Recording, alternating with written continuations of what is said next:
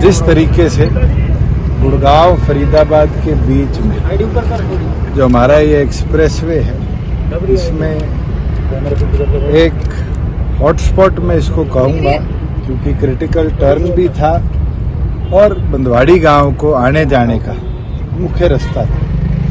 उसके अंदर कई दुर्घटनाएं पिछले वर्षों में हुई और लंबा ट्रैफिक जाम निरंतर इस क्षेत्र में रहता था।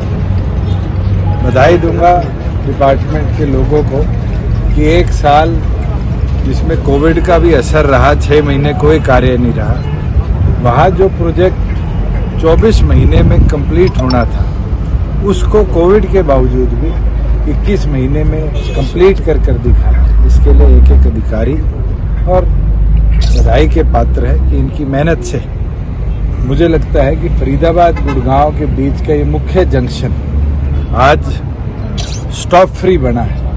इसके अंदर 2 जंक्शन और ऐसे हैं जिसको हम जल्द NHAI के साथ टेकअप कर उसको भी अप्रूवल के अंदर लेकर आएंगे कि हमारा जो ये मेजर डिस्ट्रिक्ट रोड है ये इसी तरीके से बिना स्टॉप का एक क्रॉस जंक्शन बने। दोनों हमारे मेजर डिस्ट्रिक्ट जो बिजनेस हेडक्वार्टर्स कह सकते हो, इंडस्ट्री हेडक्वार्टर्स कह सकते हो, उसके कनेक्शन में, क्योंकि ये जो सड़क है ये आने वाले समय में बड़ी अहम भूमिका निभाएगी जब जेवर एयरपोर्ट बनेगा, क्योंकि IGI से फास्टेस्ट रूट अगर जेवर एयरपोर्ट का होगा तो उसके अंदर भी इसकी एक अहम भूमिका आने वाले भविष्य में रहेगी, जो ट्रांसपोर्ट को और ट्रेड को एक नया कीर्तिमान देने का काम करेगी। सर, अभी हाल ही में गुरुग्राम और जो द्वारका एक्सप्रेसवे है उसका एक हिस्सा गिर गया, क्या इस जो फ्लाईओवर इसको हम सेफ मान सकते हैं जनता के लिए?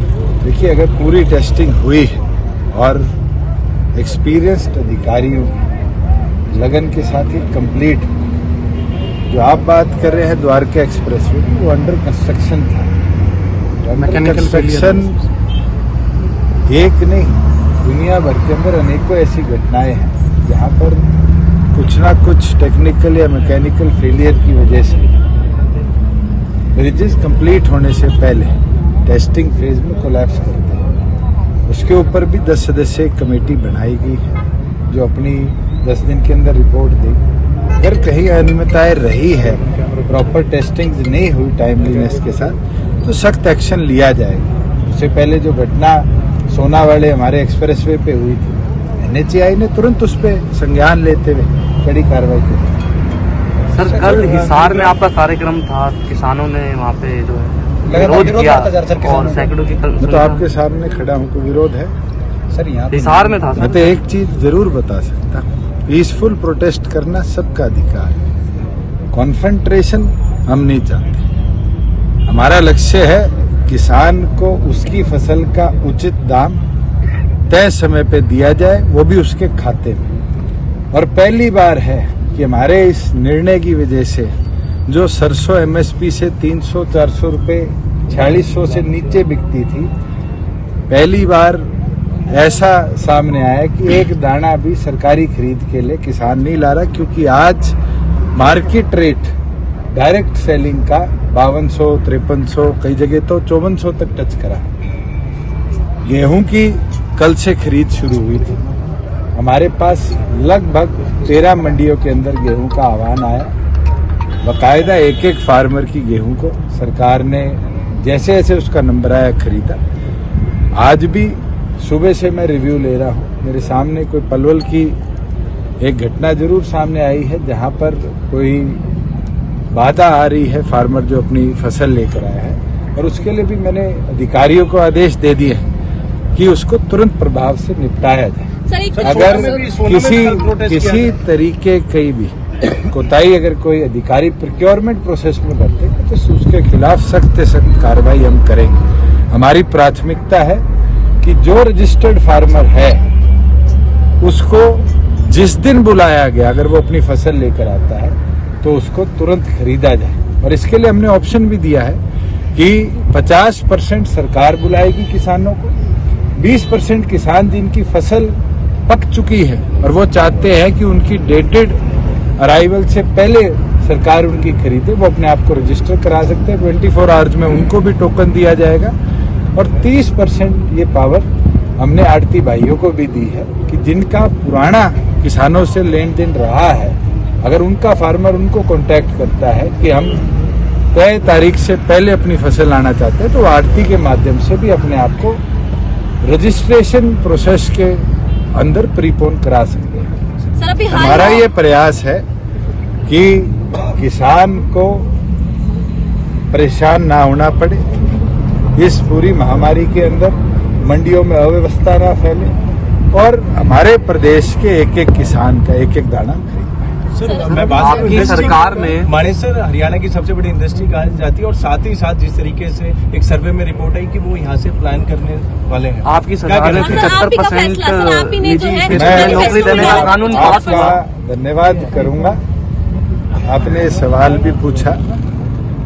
हमने 8 चरणों की बैठक इंडस्ट्री के साथ इस लॉ को लाने से पहले करी। लिखित तौर पे भी इंडस्ट्री से सुझाव मांगे हैं और अभी सप्ताह पहले तमाम इंडस्ट्रियल एसोसिएशन, तमाम हरियाणा में इस्टेब्लिश्ड बड़ी इंडस्ट्री के साथ हमने बैठक भी करी है और साझा करते हुए खुशी होती है। जहां आप खड़े हो यहाँ से 5 किलोमीटर दूर एस्कॉर्ट्स करके एक बहुत बड़ी ऑटोमोटिव मैन्युफैक्चरिंग कंपनी है, उनके जो चेयरमैन है निखिल नंदा जी, उनने भी भरी मीटिंग में ये कहा कि आज की ये डिमांड थी कि ऐसा एक्ट प्रदेश में आए। कोई भी लॉ बनता है तो पहले दिन परफेक्ट नहीं होता। बिल्कुल कई लोगों का सुझाव आया है कि सरकारी नौकरी में जो जेई का पे ग्रेड है 50,000 को कम कर उसके बराबर किया जाए, उस पर सरकार मंथन कर रही है। कई लोगों के सुझाव आए कि टेक्निकल जो पोस्ट है जिसके अंदर एक स्पेसिफिक स्किल सेट से कार्य होता है, हमने इस एक्ट में पहले ही प्रोविजन करी हुई है। ये भ्रम फैलाया जा रहा है कि अगर कोई ऐसी जॉब है जिसके अंदर कोई टेक्निकल स्किल सेट की जरूरत है, उसको हम एग्जेम्पशन देने का काम करेंगे। मगर आज चौकीदार है, पीएन है, चपड़ासी है, ये ऐसी जॉब है जिसमें कोई टेक्निकल स्किल सेट की जरूरत नहीं है। 1 मई से पूरे प्रदेश के अंदर एक्ट लागू होगा और आने वाले भविष्य में 1 मई के बाद कोई भी नया रोजगार बने, चाहे वो किसी नए उद्योग में हो चाहे चलते हुए उद्योग में, अगर कोई नया रोजगार बनता है तो उसके अंदर हरियाणा के युवाओं की हर 4 में से 3 जॉब्स में हिस्सेदारी। सर जो ये आपने जिस पुल का आज उद्घाटन किया है, उसी पुल के लिए बताया जा रहा है कि ये पूरा रोड जो है वो 500 फुट का है और इसके अंदर अवैध कब्जे बताए जा रहे हैं। क्यों ना उस अवैध कब्जों को हटाया जाता और फिर इस पुल को बनाया जाता, उससे इसकी चौड़ाई भी बढ़ जाती।